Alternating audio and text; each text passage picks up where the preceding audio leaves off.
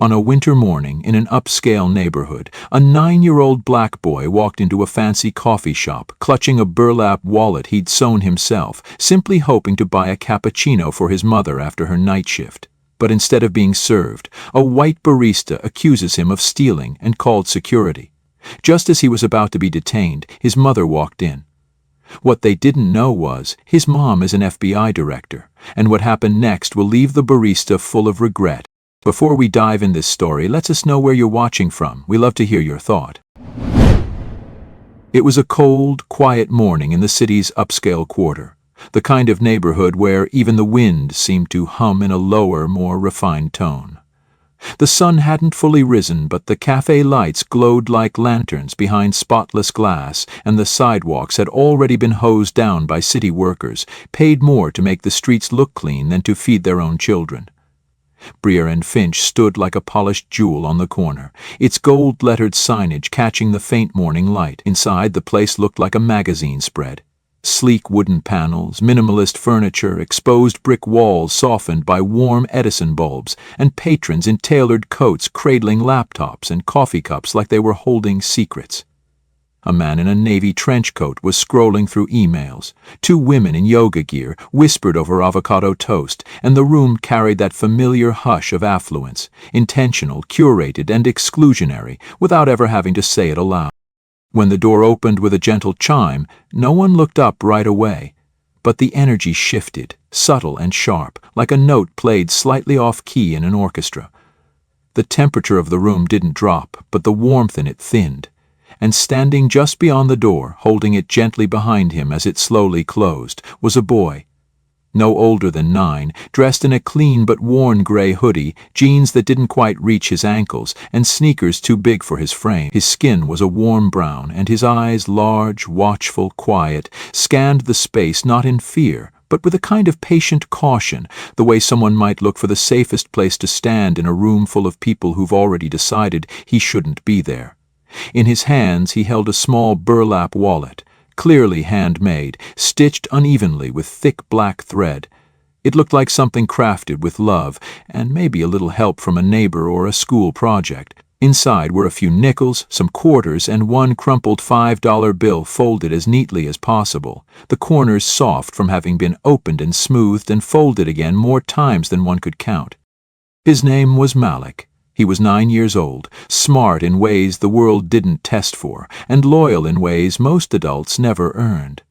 This morning, he wasn't going to school, not yet. His mother, Alexis, had just come off another 12-hour night shift. She was exhausted. He could see it in her eyes when she walked through the door, could hear it in her voice when she told the neighbor she just needed 10 minutes to lie down. She hadn't asked for anything. She never did. But Malik knew what she liked. One small cappuccino with cinnamon on top. He'd heard her say it to herself as she yawned and stretched her aching arms, and so, without waking her, he took the wallet he'd made in the after-school program, carefully counted what he had, and walked the 6 blocks to the nearest open cafe. He'd passed by Briar and Finch before, of course. The tall windows, the little dog bowls of filtered water outside, the doorman in a black vest on weekends. He knew this wasn't the kind of place his friends went to. But the coffee was good. That's what his mom said when she had it once last Christmas from her boss. She deserved something good today. As Malik stepped forward into the cafe, the wooden floor creaked slightly beneath his shoes. No one greeted him. The music didn't stop, but the warmth dimmed. The barista behind the counter, a tall white woman in her 40s with silver blonde hair and perfectly painted nails, was in the middle of placing cups onto a tray. She looked up, saw him, and paused. Just a moment. Just long enough. Her expression didn't change, but her body language did. She straightened, she narrowed her gaze, she did not smile. Malik waited politely until there was space at the counter. Then he stepped forward, his wallet held carefully in both hands. "Excuse me," he said, his voice soft but clear. "I'd like to get 1 cappuccino, please." The woman's lips pressed together. She didn't move. "Where are your parents?" she asked, loud enough for the customers at the nearby table to hear. Malik blinked. "My mom's home," he said. She just got off work. I came to—" "Did someone give you that money?" she cut in, her voice laced with suspicion. "You know you can't just walk in here and bother people." "I'm not bothering anyone," Malik replied, his voice growing quieter, not because he felt guilty, but because he knew better than to raise it. "I just want to buy—" "We don't sell to children," she interrupted, "especially not when the money looks questionable." A man in a blazer leaned slightly to the side, peering at Malik, then at the wallet. The women at the corner table had stopped talking. A college student across the room looked up briefly, then back at his laptop. No one said anything. No one offered help. Malik looked down at his hands and suddenly felt his fingers tighten around the wallet. He could feel the difference in air pressure, the way the room had made up its mind the moment he walked in. He was not Malik here. He was just a little black boy holding money that didn't look like it belonged to him. And though he didn't cry, though he didn't move, though he stood straighter and kept his chin up, the world had already closed around him like a silent verdict. He hadn't done anything wrong. He had only come for coffee. But in this place, that was already too much. Malik stood still, both hands still wrapped tightly around his little burlap wallet, fingers starting to tremble though he didn't quite realize it. The cafe was warm in temperature but cold in silence. Conversations had thinned to a few murmurs, but not one of them belonged to him. He tried to keep his chin up, just the way his mom always told him, "Never let the world decide your worth, baby." But it was hard to hold on to that kind of pride when a grown woman was looking at him like he was trash on the floor. The barista didn't move, didn't soften, didn't ask for his order. She simply tilted her head slightly and said with a forced patience that barely covered her contempt, "I don't think you understand, sweetheart. This isn't McDonald's." Her voice dripped with mock sweetness, like she was correcting a child who had wandered into a place they didn't belong. "I understand," Malik said, voice low but steady, eyes fixed on the edge of the counter. "I have money. I just want one cappuccino. For my mom." "Oh, I'm sure you do," she muttered, glancing quickly over the bills and coins through the glass barrier, like she was spotting counterfeit from across the room. Then her lips tightened, and she leaned slightly forward. "Let me ask you something. Did you find that money, or did you take it from someone?" Malik's heart dropped into his stomach so fast he almost couldn't breathe. He blinked. "I didn't take anything." She gave a half laugh. "Because I've worked here a long time, and you're not the first little boy to come in here thinking he can run a game. Customers here expect a certain kind of experience. We don't serve boys who come in alone, looking to make trouble."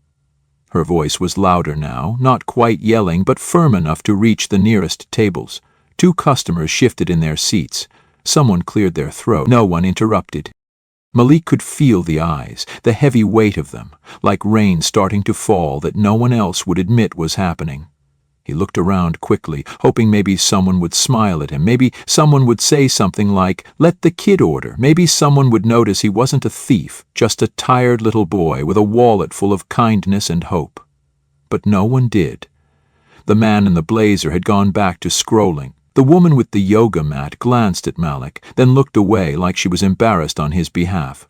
The barista sighed theatrically and tapped her fingernail against the register. "I'm going to have to ask you to leave." "But I'm not doing anything wrong," Malik said, and he hated how his voice cracked on the last word. "I just wanted—" "That's enough," she snapped. "You're making people uncomfortable. Do you know what that means?" She leaned in, eyes sharp, voice now a whisper only for him. "You're not welcome here, understand?" His throat tightened. He didn't know how to respond to that. She didn't know him. She didn't know how careful he'd been to count his money 3 times before leaving home. How proud he was that he remembered her favorite drink. How nervous he'd felt just stepping through the door. She didn't care. All she saw was a little black boy with worn sneakers and a homemade wallet.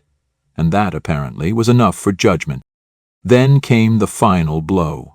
She reached under the counter and picked up a small black walkie-talkie, pressing the button as if it were routine. "Marcus," she said with deliberate slowness. "I've got a situation at the front. Minor unaccompanied, might be loitering, possibly handling questionable cash. Can you come up?" For a moment Malik didn't move. He didn't breathe. "You called security?" he asked, stunned, not angry, just hurt, confused. "But I didn't steal anything. I didn't touch anything. Why?" The woman's eyes narrowed further. "Let's not argue, okay? This isn't the kind of place where you make scenes." She turned her back to him and began wiping the counter, dismissing him like he was a stain. The silence in the room turned to something heavier now, not shock, not sympathy, just compliance. An awkward shifting of eyes. Everyone knew what they were watching, and no one said a word. Malik stared at the floor, feeling like it was rising up to push him out the door. His stomach twisted into a knot. He hated that his cheeks felt hot. He hadn't cried in public since he was 6. His mom had taught him better than that. But now he felt like maybe he wasn't just a boy anymore. Maybe now, for them, he was something else. Someone threatening, someone lesser. He thought of turning around and walking out, but his mom, he'd wanted to surprise her. He'd wanted to bring something good to her tired morning. He'd tried to do something right. A minute later, he heard footsteps coming down the hallway, heavy, deliberate. Malik didn't turn to look. The barista smirked and stood straighter. "There we go," she said, half under her breath. "Some things just don't belong." And Malik stood there, surrounded by grown adults sipping lattes and clicking laptops, feeling smaller than he had ever felt before. He held his wallet tighter, not because he was afraid someone would take it, but because he needed to remember that it was real, that his hands were real, that this moment, even this, would not erase who he was. Not yet. Not ever. But he didn't know what would happen next. All he knew was that someone had been called to remove him, and that in this room full of people, no one had said his name. The footsteps grew louder, each one landing with a kind of weight that meant purpose, not curiosity. Malik didn't lift his head. He couldn't. He stared at the grain of the wooden floor, at the scuff mark on his left sneaker, at the shadow stretching long beside him as the presence neared. He felt like the whole cafe had conspired to shrink him to nothing, like he was dissolving under a spotlight no one else could see. He wished more than anything that he had just stayed home, that he hadn't tried to be thoughtful, that he hadn't dared to enter a place where kindness cost more than coffee. Then, just as the barista opened her mouth to speak again, some smug retort locked and loaded in her throat. A woman's voice cut through the space, smooth and firm, with the kind of authority that doesn't ask permission. "Step away from my son." The room froze. It wasn't a scream. It wasn't even loud, but it was the kind of voice that turned heads before the brain could process why. The kind of voice that didn't have to repeat itself. Malik blinked, then slowly looked up. The woman standing in the entrance was tall, with skin the same warm tone as his, framed by a jet-black coat that fell in sharp, clean lines down to her knees. Her eyes were locked onto the barista with laser precision, her jaw set, her shoulder. She wasn't yelling. She didn't need to. The calm in her voice said everything louder than rage ever could. The barista took a small step back, mouth slightly parted, brows furrowed like she was trying to decide whether to defend herself or deflect.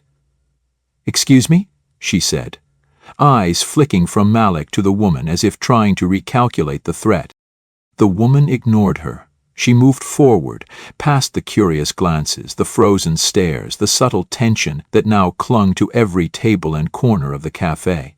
Her heels clicked against the floor, precise and steady. She stopped beside Malik and gently placed a hand on his shoulder. It was the first warmth he had felt since he walked into this place. "I'm his mother," she said evenly.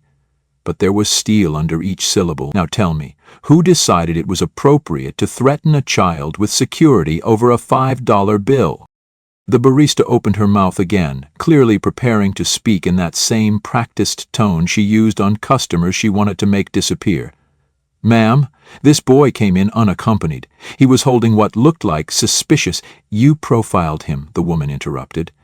"Don't sugarcoat it. You saw a young black boy holding a handmade wallet and decided that meant danger, theft, disruption.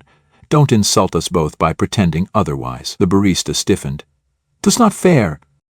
"No, what's not fair is what you just did to my son." What's not fair is forcing a child to stand here while grown adults treat him like a criminal for doing something kind." She glanced down briefly at Malik, and something in her face softened. Not pity, not even sadness, just a quiet fury braided with love. Did he raise his voice? Did he threaten anyone? Did he even cross the counter? "Oui, Mr. Blasier," the barista blurted, and instantly seemed to regret it.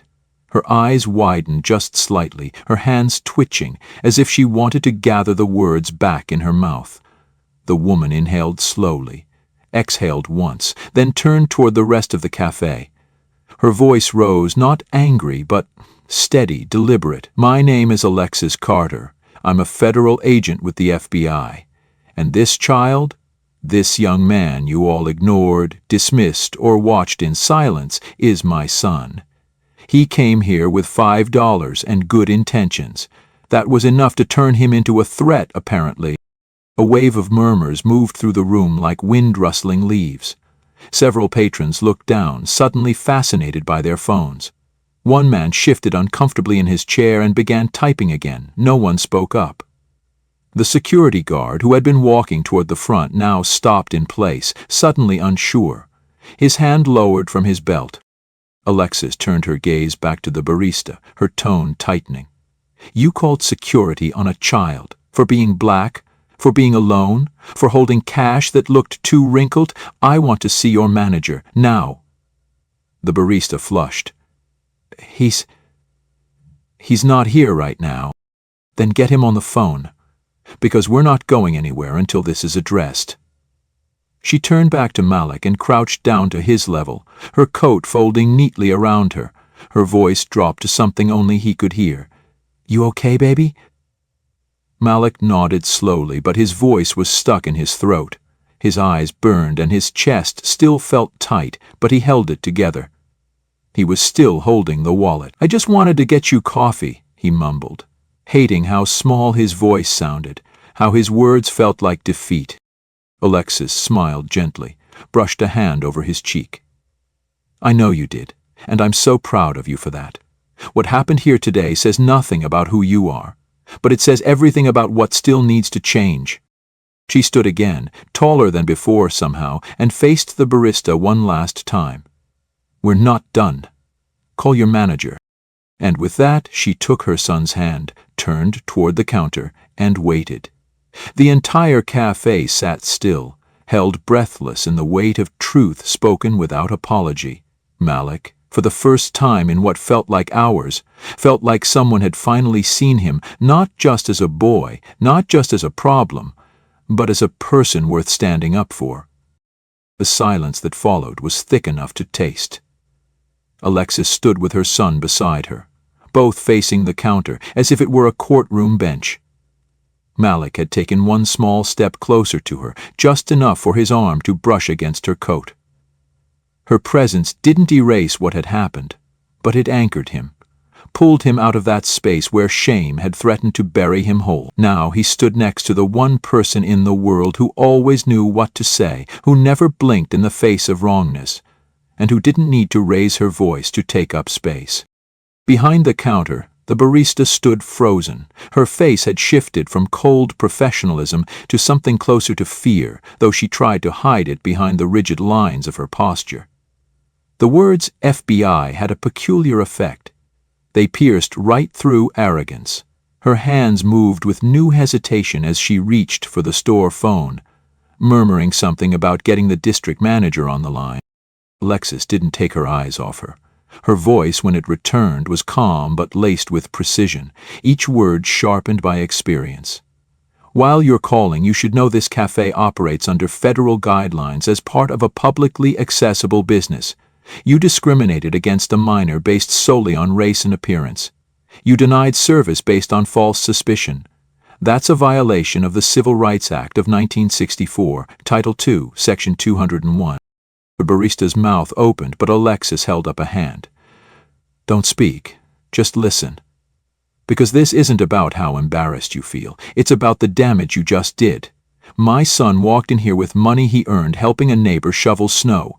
He walked in clean, polite, alone, carrying nothing but a wallet he made himself and a desire to bring his exhausted mother a cup of coffee, and you decided, without reason, without cause, that he didn't belong.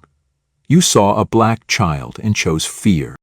The security guard hovered awkwardly near the back of the room, unsure whether he should approach or stay out of range. His body leaned slightly toward the exit, like he hoped invisibility might save him from involvement. Malik noticed, just barely, that the guard wouldn't meet his eyes. The customers remained silent. One woman, older, her gray hair tied in a neat bun and pearls around her neck, looked down into her tea with an expression that flickered between guilt and discomfort.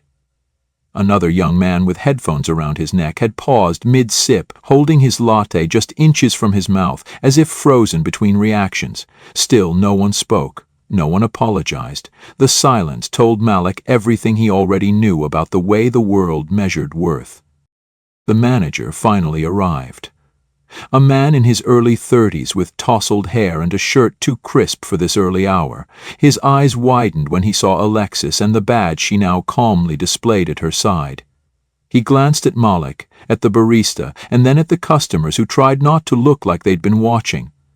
"I'm so sorry, ma'am," he said quickly, voice bending in every direction, trying to land in whatever tone might make this disappear. "I wasn't here, and this doesn't reflect our values."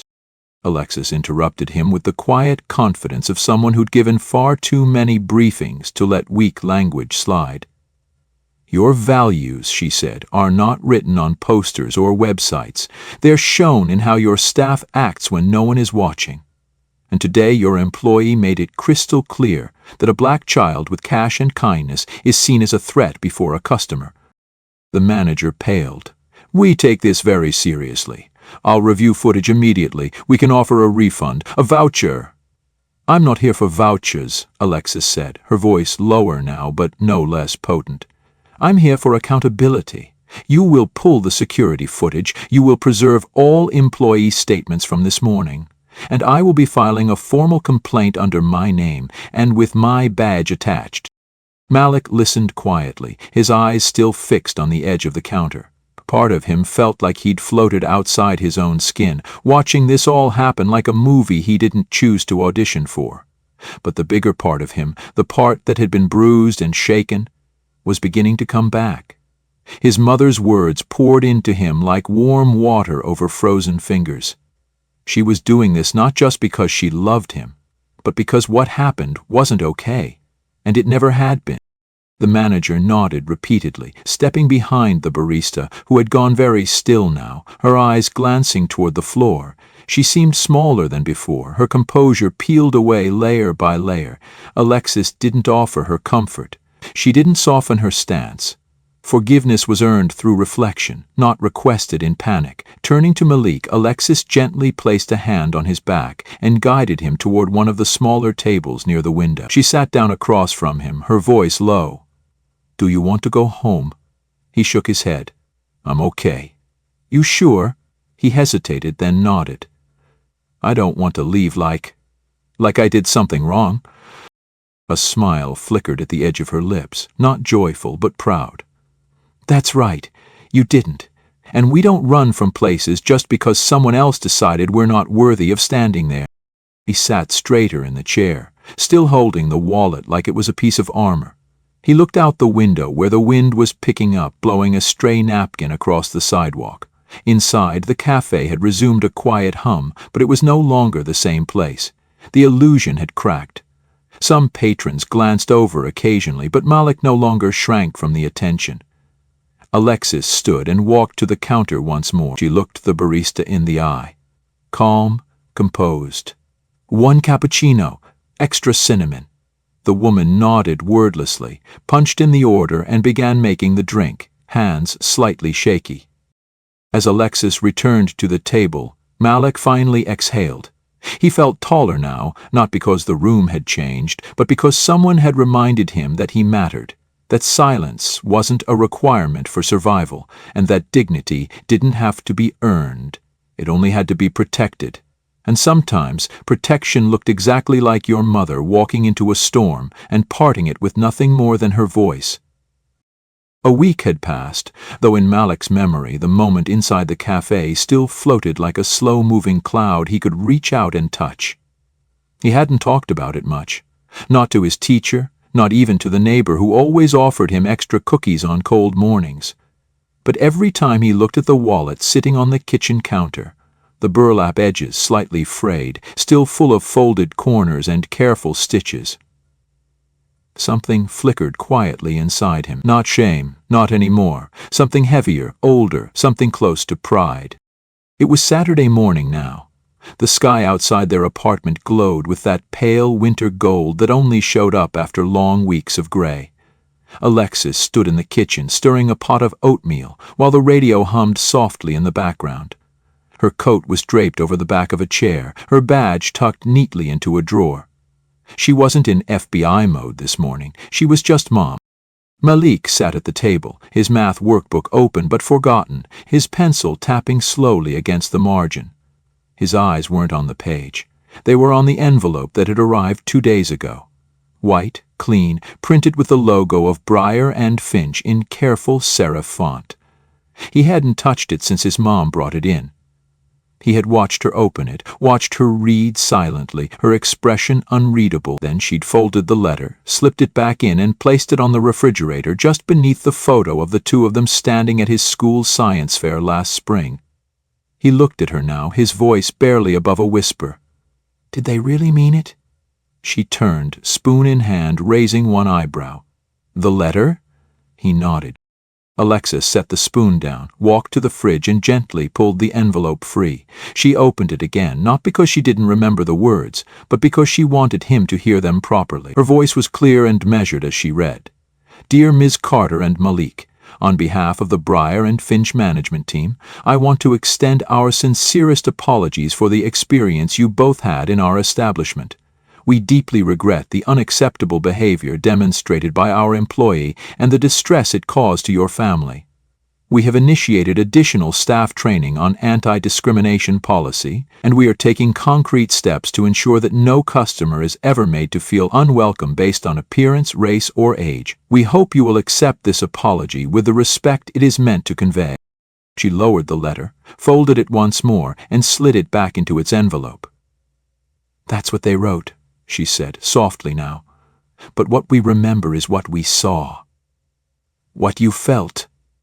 Malik looked down, his fingers curling into the sleeves of his sweatshirt. They were watching me like I didn't belong, like I wasn't even supposed to breathe in there. Alexis knelt next to him, her hand resting gently on his. I know, baby, and sometimes that's how the world will try to treat you. But it doesn't mean they're right. What matters is what you choose to do with that feeling, whether you let it harden you or whether you use it to rise higher. You didn't back down. You stood there, even when they tried to make you feel small. He hesitated, but I still felt small. She gave him a long, quiet look, then smiled, brushing his hair away from his forehead. Then you stood tall on the inside, and that counts for more. There was a knock at the door.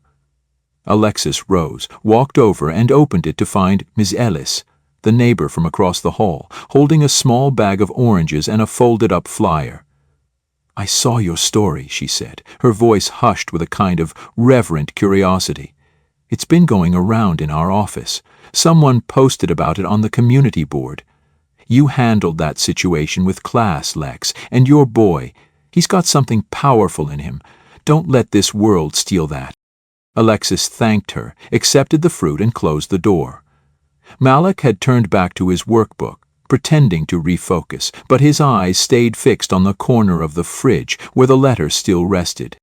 Later that afternoon, as sunlight warmed the kitchen tiles, Malik did something unexpected. He took the letter down from the fridge, grabbed a magnet and pinned it back up, this time right next to a drawing he'd made in art class. It was a simple sketch, a boy standing beside a woman, both holding hands facing a tall building. Above them, in blocky letters, he'd written, "You don't have to be big to do something brave." Alexis saw it as she passed through the kitchen and paused. You decided to keep it up? He nodded, his voice a little stronger now. It reminds me I belong, even there. She smiled, the kind of smile that held history and pain and joy all at once. Yes, you do. And the next time you walk into any place, head up. Not because of me, not because of that letter, but because of who you are. Malik nodded slowly, and for the first time in a week he believed it. Out in the world, people would still look at him through cracked lenses, some shaped by fear, others by indifference. But inside, something had shifted. He'd been humiliated and then seen. He'd been doubted, then defended, and he'd learned something that no apology letter could teach, that his worth didn't begin or end at the door of any cafe. That night, before going to bed, Malik did something simple, something small but weighty. He tucked the burlap wallet into his nightstand drawer, next to his favorite comic book and the flashlight he used when storms knocked the power out. He didn't hide it. He just placed it there with care. It had done its job, and so had he.